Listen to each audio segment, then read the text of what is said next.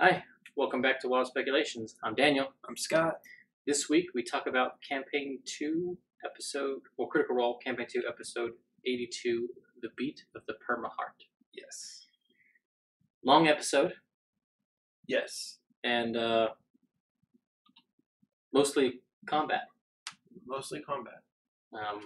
but a lot of great RP moments Yeah. within. I guess right off the bat we should talk about, we can get right into what we got right and what we got wrong, because we got quite a bit right. You called the Flesh Golem reskin.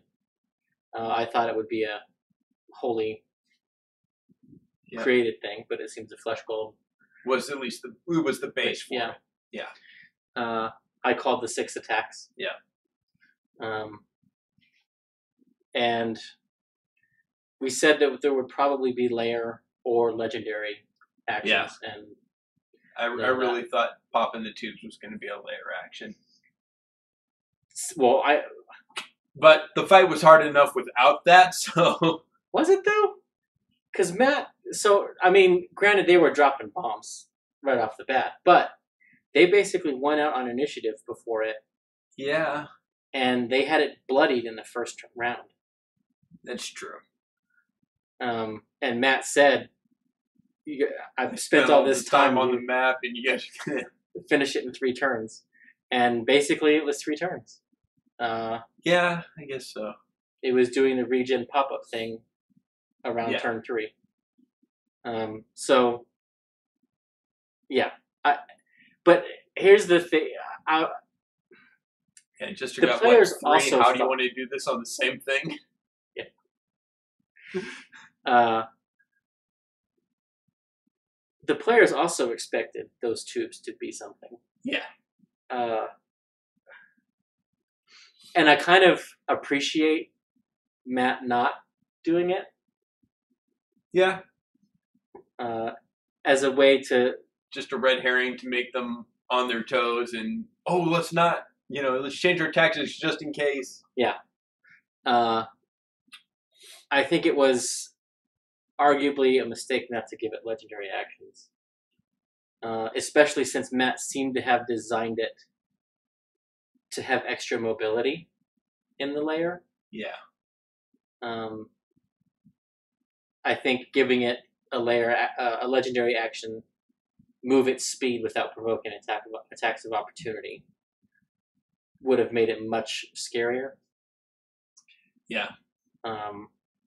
And might have gone closer to what he wanted to do with it, which basically seemed like he wanted hit and run. He wanted to grab 2 people and run away and pummel them. Yeah. That seemed to be what he designed this monster to do. And I think a little out of... Well, I don't want to say panic and frustration, but he was taken aback by how quick everything was going down. Yeah. Well, and I think, Matt's good at designing things for the group, but he's also good at designing things for what they would be for. And I think this thing was probably, in Halas's mind, designed to take out 1 Archmage and maybe 2 or 3 henchmen. Yeah. And so it had a harder time with a group of 7 adventurers, 6 adventurers. Yeah. Well, you and the players are proceeding from the point of view that was not Halas. Yes. That is one of his clones. Are you thinking it is Halas? Okay. Well, no, that's one of 2 possibilities that I have. I have my own theory that we'll talk about in a moment. Yeah. I where think, Halas is. And I have a second theory. Okay. But I'm just pointing it out. I have a feeling it's probably along the lines of my theory. Yeah. But I just wanted to point out the fact that you and the players are both proceeding from that's not Halas, and it could be. I think if it was Halas, it would have had magic.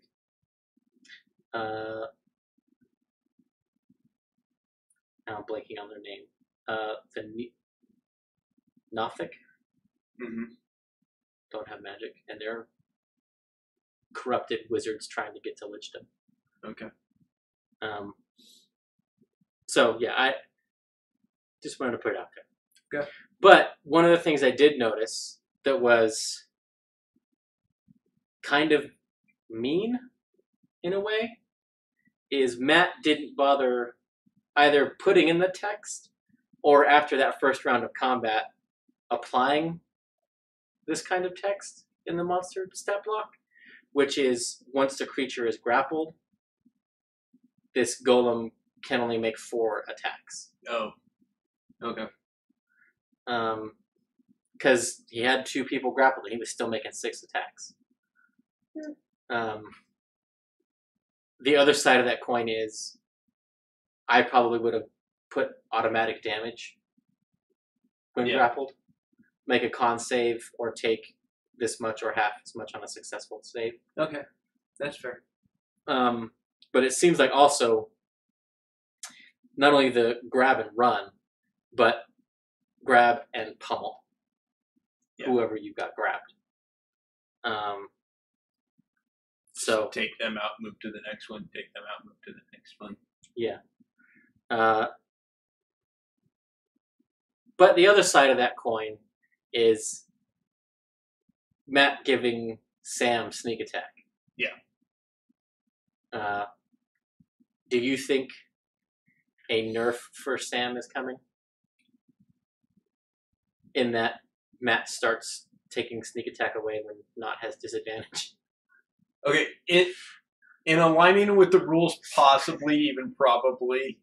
Nerfing, I don't know that that's nerfing. I don't think you can call it nerfing when you reset it to what it's supposed to be. Fair. But I also had to give a shout out to Marisha. Yes, and I had the same. For when they were talking about action economy and what actions are available, and she hit it. So yeah, and he was asking, "Can I bonus action defend my?" And she's like, "No, this is what it is. Monks can do it." Yeah, so I had to give a shout out to Marisha. Yeah, and yeah, there were a few times in this episode where I kind of wondered where Marisha was at. Because there were a couple times where she sort of, like when Caleb cast Enlarge on her. Yeah. She almost didn't realize until Matt was putting the mini yeah. in the thing. Well, and she even said, "Oh man, I gotta listen." Yeah. It didn't register when you said Beauregard. Yeah. Because he said the full name instead of just Beau. Well, I think if he had just said Beau, even though he tends to say Beauregard, yeah, especially when he's addressing her in Zemnian, yeah, she tends to, respond quicker to Beau than that's true. Beauregard. So they beat the Golem, and they talk about taking the long rest. They get some notes. Yep. A bit more understanding of where Halas was doing with these things. And then they do take that long rest. Yep. And Matt... while repairing Lily. So Matt sort of corrects himself, but not by acknowledging that, no, it's a long rest is 8 hours. Of that 8 hours, you can take a 2-hour watch. Yeah. Well, it's not like you have to be sleeping the whole time. You can, spend part of it doing light activity. Right. Because the long rest is considered, part of the long rest is considered the wizards preparing their spells, the clerics preparing their spells, things like that. Yeah. Being in prayer and stuff, yeah. So here's the thing that Matt didn't hold them to. And I doubt it will be enforced. Okay. You are only supposed to be able to take one long rest per 24 hours. Is that 24 hours in the Happy Fun Ball or 24 hours on the Prime Material plane? All times are local.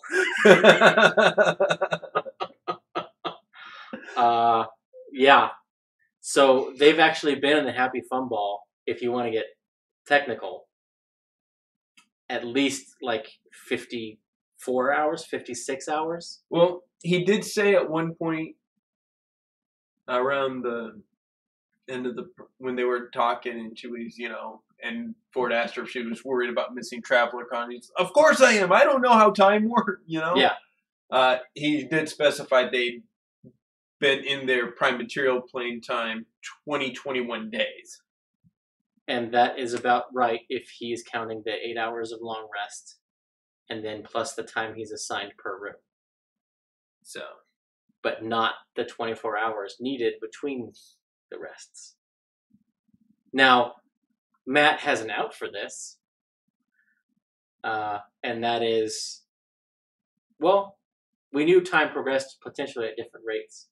It definitely progresses at different rates because at one point in a room they're in the astral plane, and per the rules as written, astral plane time is in concert, passes at the same time as the Prime Material plane. So that room, at least, the time they spent there is 1 for 1 with the Prime Material plane, whereas the others are sped up. Interesting. So it definitely has different areas where time progresses at different times. So that may be important when they're in the demi-plane. Yes. Inside of it. Yes. Okay. We'll come back to that. We'll come back to that. So yeah, I like I say, I don't know if that's going to be realized. I don't know if Matt's going to fudge any numbers later on. He hasn't changed it because we've talked about this before. It happened once when they were pirates, where they took 2 long rests in less than 24 hours, and he didn't go back and correct it. I don't think he's going to go back and correct it this time. Fair. I think he's kind of just eyeballing it. Not, oh, you've run out of spells, you can take. But he's like, you've done quite a bit. You've done a day's worth of work. Because, I can get a long rest, spend 12 hours at work, and take a long rest, and it still counts as a long rest for my body. Fair. Fair. We also had Ford tapping into his new paladin powers. Yes. Lay on hands. It seems like I can help you out. Oh, here's 1 hit point. Just flip the bird. Well, I don't think it's necessarily that. I think, well, maybe it was a little bit, but I think Ford realized as he was going to do that he should probably save that for when one or both clerics go down. Well, that's what Taliesin told him to do. Yeah. Well, he said say that for when people are down. Yeah. And that was after he did just 1 hit point. Yeah. But I think because there's no, the minimum is 1 hit point. And I think he was just wanting to test it out, but didn't want to use the whole thing right away. I got the impression that he was going to use all 5. I did too. But in the moment, I was thinking, because like in 3.5, 3rd edition Pathfinder, you had to use it in increments of 5 hit points. You couldn't just do 1. But I don't think that's not the rule in 5e. Yeah, and I don't think Travis would be confused by that because right. No, but I was. Oh, okay. When I was expecting him to use all, I was like, oh, he's gonna blow his 1. Oh wait, no, that's not in this edition. Fair. When he did the 1. That and when he critted with the Star Razor. Yeah. I was like, oh man, next level when he can smite. Ouch. It's gonna be so bad. Yes. 5th level smites are gonna be a thing. They come back every short rest. Yeah. He's gonna be. His damage output's gonna be so crazy. Or he will probably out damage not. Possibly. I mean, if he gets the crit, yeah. Yeah. Well, because he can choose to spend it after the die is rolled, he can save it for when he crits. Yeah. And with Hexblade's Curse, he's critting on a 19 and 20. Yeah. So, yeah, it's going to be... So, real quick, because this is going to lead into my Halas theory, and I want to see if it's the same as yours. Okay. The notes talks about, you know, the soul transference. The soul transference in Magic Jar. And my theory is they're going to go, and it's possibly in this demiplane, because I think he set up this demiplane as a study. They're going to open jars to see what's in them, and Halas is going to try and body snatch someone. Or they're going to be in the room with the jars, and Halas is going to be like, oh, let's jump into this guy.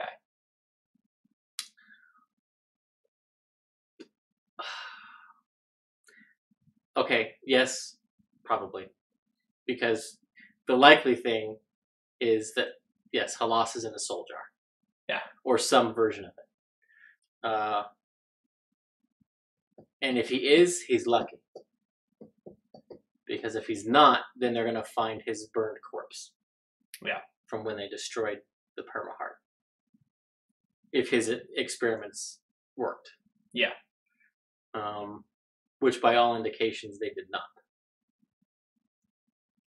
Well, no, because the notes said that he took I can't remember if it was perfected or near perfected clone. When it was talking about the magic jar. Yeah. So, if he's in that clone, yeah, he's a charred corpse. Yeah. Because it was based on the Permaheart. We saw what happened to the flesh when the Permaheart was destroyed.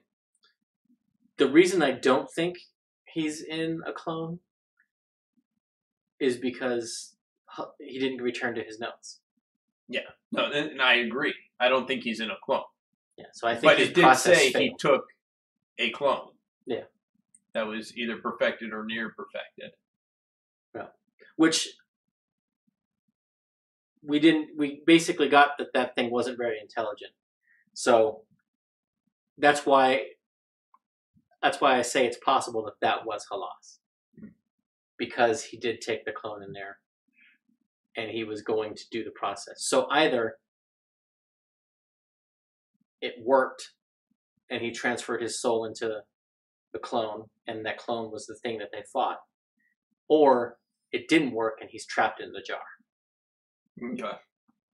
And that's my theory, that was just a failed clone and he's in the jar. Yeah. So, yeah. The Permaheart was an interesting encounter. Yeah. And I have one question that I don't think will ever be answered. At least not until the campaign wrap up. If this even gets in that. Right. Because 100-room dungeon is a whole thing unto itself. Wrap up on its own, yeah.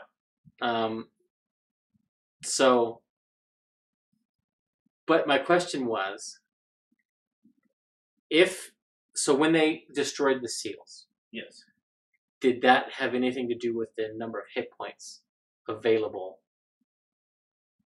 on the jar, on the containing vessel of the Permaheart? Yes, I think so. I kind of do too. Just because I think I didn't do an exact count, but my rough calculation is around 30 or 40 points of damage that they did to it, and it broke. But they'd already done 2 seals. Yeah. So if each seal is a third of the hit points that it had, that means its total hit points would have been over 100. Mm-hmm. And then the damage it did to the Permaheart, I didn't even try to calculate that. But it was in the 60 to 80 range. Okay. which would put it, around 200 hit points. Yeah. If they just did damage the whole time. So I think you're right. I think if that's how it went, then each one of those took a third of the hit points off the jar. Yeah. It probably had a real low base amount, and then each seal added. Oh, okay. See, I took it that each one was worth a third of its hit points. Oh. So they taken that one, a third of it's gone. Take that one, a third of it's gone. Take the last one, it would have shattered. Okay, so I was thinking if you take the last one, it'd have like 5 or 10 hit points left. Because it's still a jar. It's still a seal. Okay, fair. Yeah. That's how my brain worked it out. Yeah. Great encounter design. 2d6, at least I'm pretty sure it was 2d6. Yeah. Necrotic damage, start of its turn, every turn, no save. You're just taking it. Yeah. And that got him worried right away. Yeah. Because automatic they were damage. Missing Yasha. Oh, yeah. Resistance to necrotic. Yeah. Should have been a good one to have in there. Now, it automatically spawned one tentacle every turn. And then it had an additional spawning ability that had a recharge, probably 5 or 6. Yeah. Because Matt seemed surprised that it went off 3 rounds in a row. Right.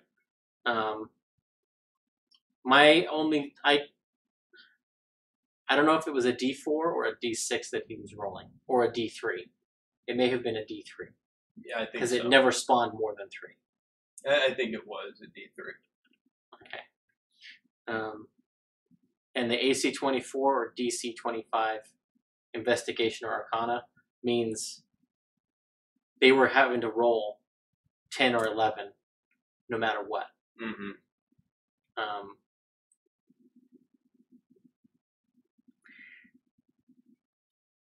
There was a point, I think it was during the second check that I got I shared, Marisha made a comment a few weeks back talking about how crowded his dice tray was and that he needed to get stuff out of there. Like, how can you even roll in that? I think was her comment. And I had a moment where I was like, get the dice out of the tray! Especially on the third failure, I was like, yeah. Yeah. But not impossible, but that still is only like a 25% chance every turn that they can do that. And he got 6 rounds out of that encounter. Yeah. I think so. So, yeah. I think that's what he was hoping to get out of the flesh golem, is about that number of rounds. Okay. So I'm glad that he got what he hoped out of that one. Yeah. But they asked Allura to scry. Yeah. On the laughing hand, and it worked. Yeah. Matt rolled for it. And I think there was half a second where he was just gonna give it to him, where he was just gonna say, "I will reward them for, 1, thinking of this resource, and 2, show them what they've done has ramifications." And I don't know if it was a voice in the back of his head saying, the internet will yell at you if you don't, or if he thought it would be interesting if she couldn't. Yeah. Although the other side of that is, it could not matter what the dice rolled, because we were not told what the dice rolled. So Matt could have just rolled it as a prop. Yeah. Which you can do, and that, I don't think that counts as dice fudging. No, if you're intending to do it anyway, if you're like, this is gonna work, sometimes if I'm, I don't use the DM screen often, but if I do, sometimes it's fun to just roll a dice and make them sweat a little bit. What's he rolling for? What's he rolling for? Yeah. Or is it going to work? Oh yeah, it worked. Yeah. You know, just build that tension a little bit. Yeah, exactly. So yeah. Another big first. Jester's first commune spell. Yeah, a little bit of god jealousy. So good. So good. You picked the wrong god. When you were choosing yours, knowing my god is the best. Yeah, so good.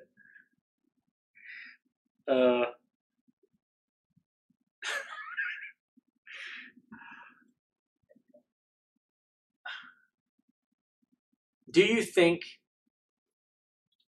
or because I was thinking about this during the episode, would you have asked, "Is Yeza alive?"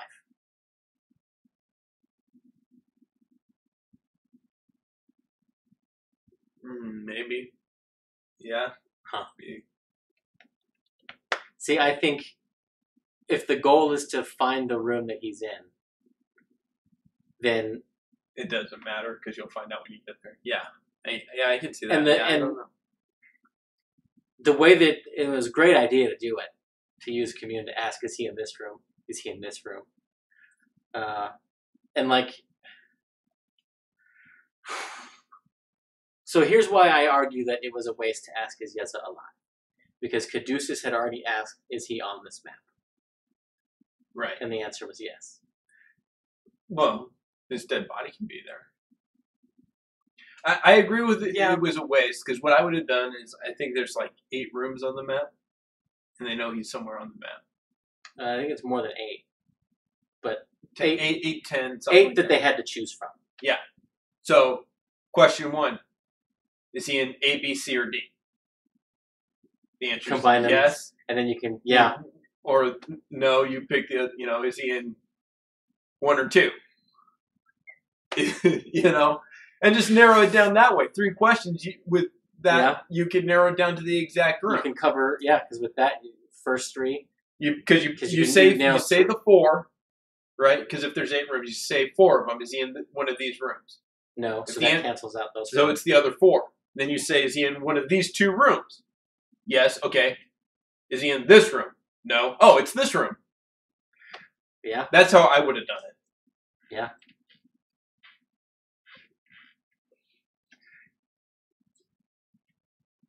But, I don't know. See, that's clever enough that I think Matt would appreciate it and reward it. But it's also in some way anticlimactic in a way. Yeah. Because I think part of he put this for them to explore. And they've been Travis has been having a hell of a time. Right. Yeah. Doing it. I mean, he wants to see all the DLC maps. I think this is probably the most fun he's had in probably 2.5 months. Yeah. And I get that, but where I'm coming from is this was Jester, and Jester's at a point where she's worried about Traveler Con. She wants to get him and get the fuck out. Yeah. So that's the way to do it. Until it came to the opportunity to enter into the mouth of a giant beast. Yeah. Yeah. Yes. And we called that, I did, that the Dreadnought was an astral Dreadnought. Yeah. And you called it.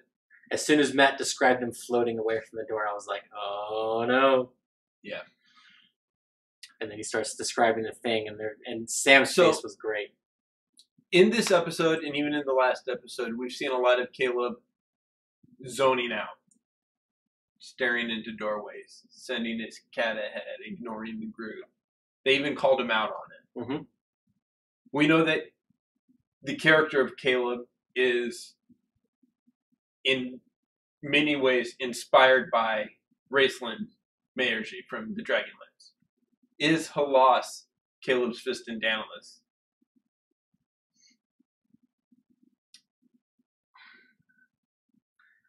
no, and only because I have satisfied my potential theory that I threw out a few weeks ago that Halas was the time traveler. The time traveler would be Caleb's Fist and Daedalus. I think Halas. So I think what Caleb is going through is, I think for the first time, he's seeing a potential outcome that he had not counted on. And that is that he gets nothing and goes nowhere because he dies trying to satisfy his curiosity. Okay. I think the last two sessions have really been sort of pushing that. And in this one, when he used the reverse psychology on everybody to get them to go to the Dreadnought, which was a brilliant play. Yes. Very 20 intelligence, 16 charisma of him. Yeah. Yeah. Also, and lawful evil. Well, also indicative is, so, I mean, in retrospect, maybe we can say that was reverse psychology, and it kind of was, but telling in that exchange was when Caleb said, I would rather you not put your faith in me for this. Yeah. Just to satisfy my curiosity. Unspoken was, I've got a job that I need you guys to do later that you're probably not going to want to do. Yeah. And I think more and more he's convinced that they're not going to want to do it. And he's trying to build up as many favors so that he can call them in. Yeah. And he basically already has Ford's support. He's got a couple from Ford. He's got not support. Yep. Cad, was like, hey, we tell you no too often. I'll say yes. Yeah. And I don't know if that's necessarily true either. Because, although maybe it is, but they end up doing what Caleb wants to do anyway. Because he often will get Bo or Ford, and occasionally not, to be the forerunner in the second round of discussion. And then they'll do what that person said, even though it was originally Caleb's idea. Yeah. And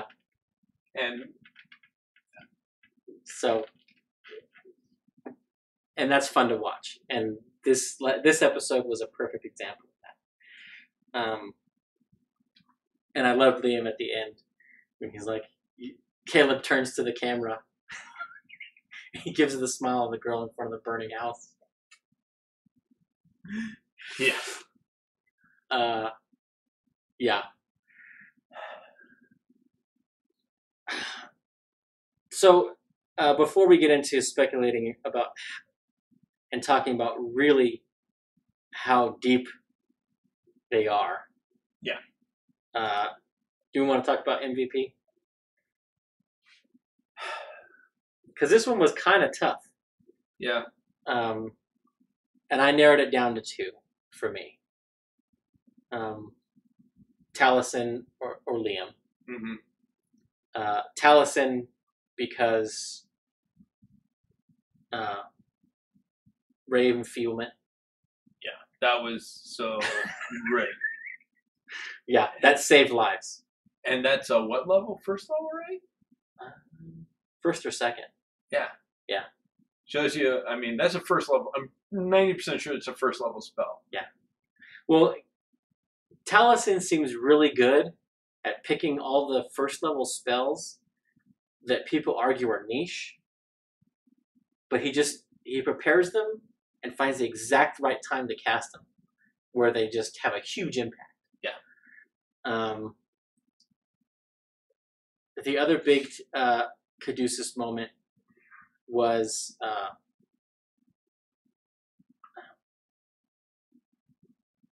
he had so many little lines that were great. When Jester's going on about how Ford picked the one, he's like, "Oh yeah, he's a neat guy." Just real simple, real placating, but real condescending at the same time. Yeah. I was like, oh man. Caduceus is getting savage hanging out with these people. Well, not really, because Taliesin is teased that he was quite mean to his siblings. Yeah. So. Well, it's starting to come out. Fair. Yeah, for sure. And then Liam, as we talked about, his reverse psychology and basically steering how everything went. Yeah. And he had some, pretty key spells too. Yeah. Enlarging a bow, polymorphing knot, the web against the heart. Yeah, the polymorphic knot was huge. Yeah. Because that was another one that was on equal game changer, like the Ray of Enfeeblement. Yeah. So, yeah. Travis, while hugely entertaining, and definitely an instigator, out of character, in character, Ford didn't do a whole lot to push things forward. Yeah. So that's why I had Ford, I had Travis in contention but that's why I sort of was like, eh. See, for me, the other one that was in contention was Laura Jester. And just because, and the reason she fell out for me is because ultimately she didn't do much, but she was such a key player in all the decision making of what they did and the role play, and it was all, oh wait, we, well, yeah, a lot of nights making the comments, and she steered stuff almost as much as Caleb did. Yeah, and she's sort of the Wayne Gretzky on many nights. Yeah, where her assists outstrip her goals. Ultimately, it was Caleb or Jester, and Caleb went out in this finding. But they were the two key players in which way is it going. Yeah, that's why that's why she was in contention, but was dropped. Fair. From my top two. But we have the same top two. I think I have to give it to Liam. Personally. Yeah, I think I have to as well. Which I feel kind of bad because Taliesin doesn't make my list very often. Although when he does tend to win. Yeah. But yeah, I think Liam for sure. And I think your top two are Laura and Travis, and my top two are Liam and Marisha. Yeah. For the most part. Yeah, for sure. Which is also one of the reasons why I thought about giving it to Laura as well. And I was like, yeah, but I can't. Yeah. I gotta be honest. I gotta say, Jester's probably MVP over the campaign.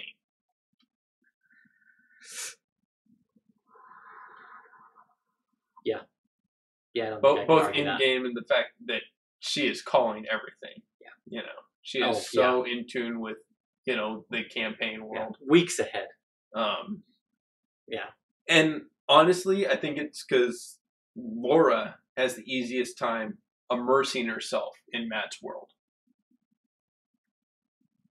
I think she more fully immerses herself in the world of Exandria than the other players. With the possible exception of Liam. I think, Liam is very method at the table.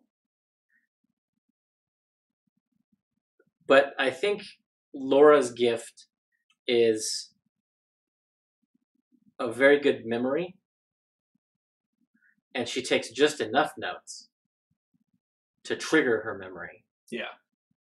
Whereas Marisha just takes copious notes. She'll, and see, yeah, and she gets lost in them because she's just flipping back. See, my thing is she's almost the flip side of Sam, where Sam is so involved in his long game that he tends to not notice all the little things in the world. She's so focused on the world that she picks up on those things. Yeah, definitely. So you brought the source material tonight. Morning Cannons to my foes. For the Astral Dreadnought.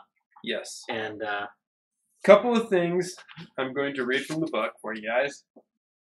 The Demiplane Donjon. So when the Astral Dreadnought swallows a creature or object, it is transported to a demiplane that can be entered by no other means except a wish spell or this creature's donjon visitability. So basically, you wish yourself there, it swallows you, or it singles you out when you're in 60 feet and you make a DC 19 Charisma save, or go there. Yeah. And there's no way, the only way out is via a spell magic that enables planar travel, such as plane shift, which they don't get for another 3 levels. Yep. So I was like, oh crap, they're in trouble. Yeah. Because they don't have access to any planar shifting spells. And see, until you were talking to me about this, I didn't think it was that big a deal. I thought it was just another room in the dungeon. And you're telling me, and I'm like, oh, that's bad. Yeah. Now, arguably, Halas has some kind of item. And if he's in a jar in here, that item is there. So as soon as he takes over something, he can grab the item and leave. Because you don't want to be wasting, a 7th level spell slot every time you go into your private study. Right. Just to leave. So there's that potential. Or there's the potential that Yusa's in there. Well, no, we know he's not. But yeah. Or Halas is, in there in a person form. Yeah. Yeah, it's a stone cave, 1,000 feet in diameter, 100-foot high ceiling. It contains the remains of the Dreadnought's past meals, and the Dreadnought cannot be harmed from within the demiplane. Yeah, so it's not like getting swallowed and you can stab it and make it regurgitate you. Nope. Interesting parallel that I kind of wonder if it will come up, whether directly or if Laura or Travis will bring it up. But my mind goes straight to Gluttony's stomach in Full Metal Alchemist. Yeah. Brotherhood. Where it's just a huge place and they couldn't run to the edge. They couldn't find the edge. Yeah. And it was just the remnants of everything that Gluttony had eaten, just like that's described. Yeah. So, yeah, it looks dire for them. Yes. And they asked, do you know where this goes? And Matt said, kinda. Yeah. So I think, well, they have another way out, potentially. Potentially, you brought this up. And that is they get on the mirror, which is capable of interplanar communication. Yes. They tell Allura, we know where Yusa is. We can tell you how to find us. Can you plane shift? We need you to come get us out. Because we're kind of stuck. Yeah. And with their instructions, because they can tell her exactly how to get to them. Yeah, especially with Caleb's keen mind. Yeah. So she can, in theory, she could get inside the ball and come find them, open the thing's mouth, go in, plane shift them out. Although I will say, of the 2 choices, they made the right choice. Opening its mouth or freeing it, because they did not want to fight that thing. Oh, yeah, no. No, I think freeing it was off the table. It was a matter of, do we go into its mouth or do we go into the crystal caverns? Yeah. And I will be interested to see what Sam says tonight on Talks. Yes. And as they discuss exactly what Knot was feeling when she was being dragged into this thing's maw. Well, and Travis said it best when they first got there, and he mentioned the mouth. He's like, "We're only 10th level. We do not want to go there." They still went there, but Travis was right. I was like, "Yes, you do not want to go there, Travis." I was like, Yeah. everyone listen to Travis. And I can't remember what CR is. It is a CR 21. Yeah. AC 20, 297 hit points. Anti-magic cone, 150-foot cone of anti-magic from its eye. Yeah. Multi-attack, legendary actions, legendary resistance. Its attacks count as magic. Yeah. The other thing that's interesting, Titans of the Chained God in their descriptor. Therizadon, the Chained God, or in Exandria known as the Chained Oblivion, who we've talked about multiple times, Yep. created astral dreadnoughts to devour planar travelers who were seeking portals that lead from the astral plane to the outer planes, portals they might use to gaze upon their gods or realize some dream of godhood. This thing was created by the Chained Oblivion. Yeah. It is a pet of the Chained Oblivion. And Halas had it chained up. A wizard doesn't just get one like that. No. Which means... Especially now with the anti-magic cone. Yeah. Which means it is a reward, a gift, to Halas for his service during we know that the war. There were lots of wizards that were in league with the Betrayer gods. Yep. And that is part of why, Fistendanelis, the uber evil wizard whose spell book Raceland gets to get more powerful, to get the power he needs to complete his personal mission. That was why I asked if Halas is Caleb's Fistendanelis. Fair. And even for a while, and the other thing is, if the magic jar thing is accurate, there was even a while in the books where Fistendanelis possessed Raceland's body through a similar means and was operating. I'm just calling out parallels, man. All right, fair enough.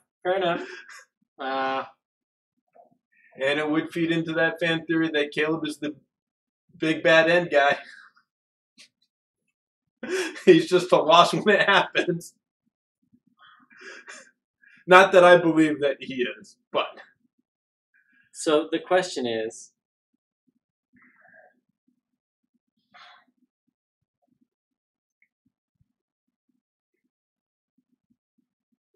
Yeah, I think... Because I was going to say, does Liam play along with that? Oh, yes. But I kind of, for sure. The two who definitely 100% buy into something like that are Liam and Taliesin. Yeah. They're the two people who go straight poker face and 100% play it to a T. No reaction that might tip off the other players. They are the two that do that. Halas also spoke Zemnian. Yeah. Wow. I'm just saying, it's a possibility.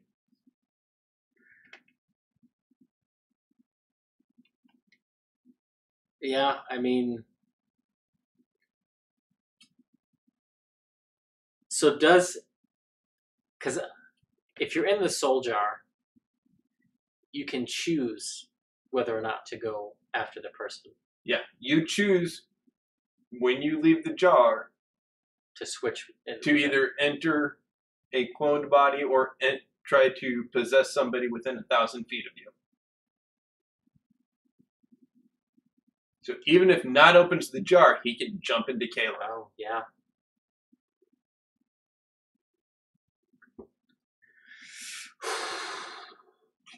And you are completely aware of your surroundings while you're in the jar. As if you were just standing there where the jar is. Yeah.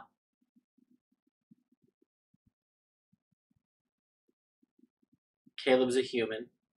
Caleb's a wizard. Caleb has the fancy books on either side of his chest. So yeah, obviously wizard. Yeah. If he hears him speak, Caleb's Zemnian. He's got the is accent. it 1,000 feet can possess Yeah, it? I read the spell just before. Oh, so yeah, and that the demiplane's 1,000 feet. Yeah. So if Halas is in the center, if he's anywhere in the demiplane, he can. Yeah. Ugh. And this would be their first encounter of this campaign with possession.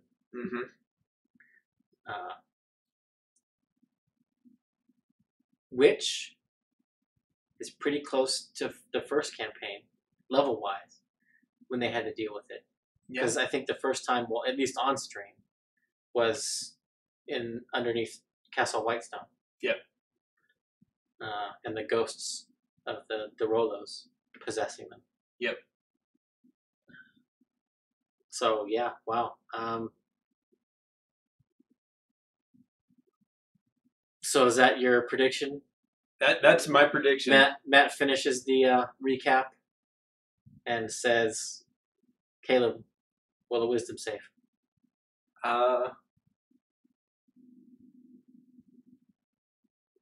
I don't know if it's going to happen immediately, but it's going to happen pretty quickly. I think he's giving him a little time to explore, and then be like, "Okay, Caleb." Okay, that's fair, but it might. I could see this happening too. Okay. Is Matt already knows that Halas can pick out a wizard in a second. Picks out that Caleb's a wizard, and is just before they start the show, takes Liam aside and says, "I need you to roll a wisdom save for me." Yep. And based upon how that goes, let him know. Yep. And if he fails it, then Matt says, "Okay, you are not Caleb. You are Halas. Here's your notes." Yeah. Yeah, I can see that 100% as well.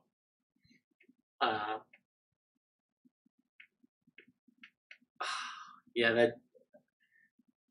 that's gonna. And Matt said this is a Halloween episode, so that fits in body snatcher type stuff.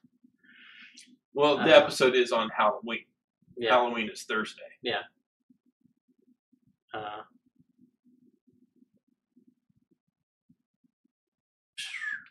Yeah, that's my prediction.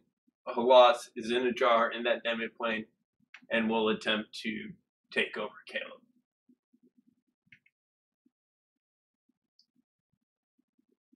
Yeah, I can't think of anything. The only thing that I would say, if you wanted to throw a curveball, is shadows. Okay. Being in there. And shadows are a little low for their level, but they would make great mob, incorporeal mob support to... You know what would be great? Before stream, Caleb fails the wisdom. He's Halas. They're going in. He's pretending to be Caleb. They get attacked by shadows. Caleb stands back to let his shadows take, and that's how they find out. Yeah. And that's why they're going up against something so low level for them. Oh, yeah. Because their wizard isn't on their side.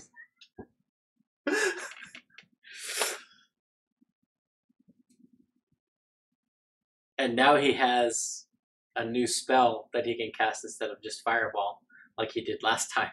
Yeah. Don't group up, he's got Fireball. Oh, I've got the web too. Yeah. And we will see if that happens, if the next episode they change the range on it. Because it is essentially a 120-foot diameter area of effect that he gets to use that in. Although the other side of that coin is, if it's Halas taking over Caleb, does he have all of Caleb's spells prepared or his own? Yeah. Which will be horrifying when he drops, Meteor Storm on him. Right? Most minute meteors. Yeah.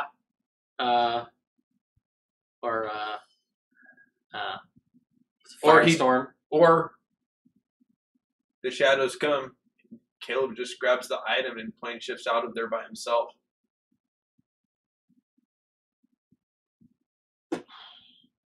I don't think that would happen.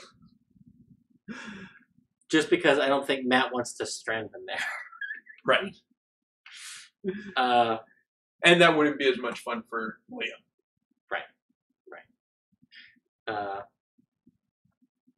And I mean, we've learned, confirmed, that Matt is definitely nicer than me.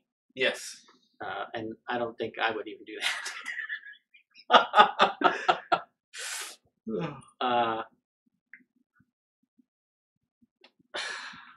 Do you think they get out of the demi-plane before the break?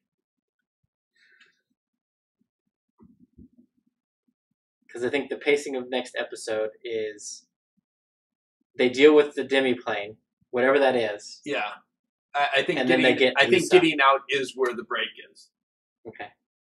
You got out. Okay, we're going to take a break.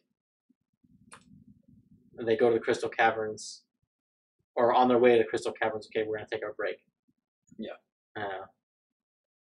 Because after the Crystal Caverns, it's the goat head with the pentagram room, which I can't remember the name of. And then it's the Soot, Prison of Soot. I think that was the fuck room with the pentagram that Sam had mentioned.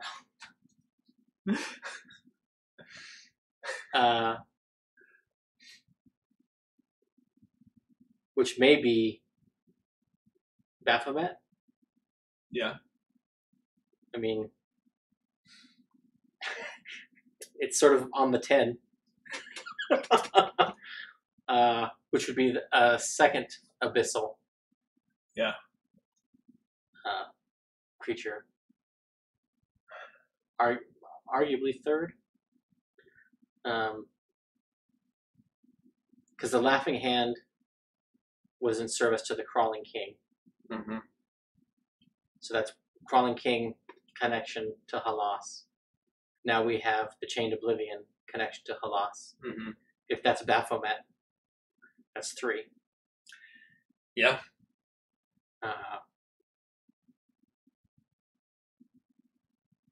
They just freed Lolth's assassin that she got in a deal with Asmodeus. So. And Oban was in service to Graz. Yeah. We're just hitting all of them. Yeah. Well, I mean.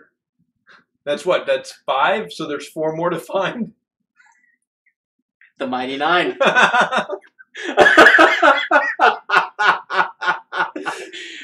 Who knew when they chose their name, it was a Ghostbusters moment. Choose your destroyer. Brian, he planned it out when he wrote the script. Oh man. Well, we have, and so do you think we'll get to Traveler Con next?